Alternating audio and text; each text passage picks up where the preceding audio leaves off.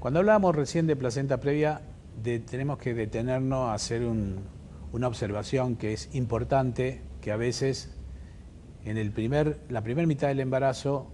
los diagnósticos ecográficos en pacientes asintomática nos informan una placenta previa o una placenta baja. La paciente viene asustada al consultorio y tiene que ver con que generalmente en la primera mitad del embarazo, en una alta frecuencia, debido al tamaño de la placenta y al tamaño uterino, el borde de la placenta está cerca del orificio cervical interno. Por lo tanto, a estas pacientes no hay que asustarlas. Habitualmente con el crecimiento del útero, la placenta es como que ascendiera y se torna en una placenta normal.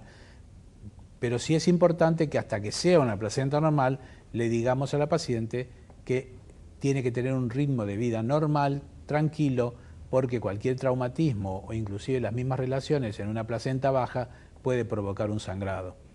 Entonces, lo más importante es que estos diagnósticos son ecográficos y no son diagnósticos porque la paciente viene sangrando. Distinto es el pronóstico de aquella paciente que viene sangrando y le diagnosticamos ecográficamente que tiene una placenta previa y mucho más si es oclusiva. Estas pacientes con diagnóstico de placenta previa sangrando en el último trimestre deben ser pasibles de internación. ¿Por qué? Porque tendremos que valorar cuál es el estado hemodinámico, cuánto ha sido la pérdida, cómo está la paciente desde el punto de vista de su laboratorio, si la placenta ecográficamente es una placenta oclusiva o no,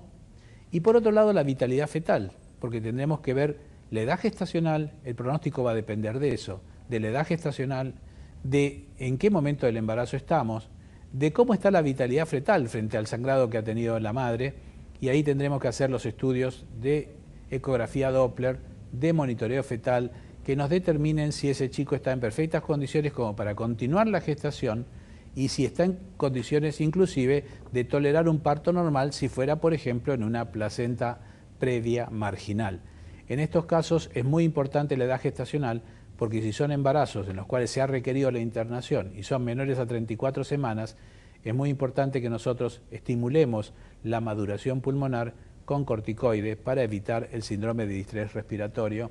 donde es muy importante que este corticoide sea administrado entre las 28 y las 34 semanas. Habitualmente, el paciente que en pocas horas deja de sangrar y está internado, podemos después de un periodo de tiempo externarlo, pero dándole pautas de alarma muy importante al paciente, ya que suele ocurrir que el paciente en 15, 20 días o un mes vuelva a repetir el sangrado. Es muy común en las placentas previas que se repiten los episodios de sangrado y generalmente en estos episodios cada vez es más intenso, cada vez el sangrado es más importante y puede poner en riesgo la vida fetal y la hemodinamia de la paciente. Nosotros tenemos que considerar que estas pacientes, cada vez que se internan, factiblemente tengamos que evaluar si tenemos la neonatología adecuada para recibirlos, porque es muy importante también que si esto no sucediera, tengamos que pedir la derivación. Por lo tanto, a partir de aquí, de que el paciente haya tenido 1, 2 o 3 episodios de sangrado, que el episodio de sangrado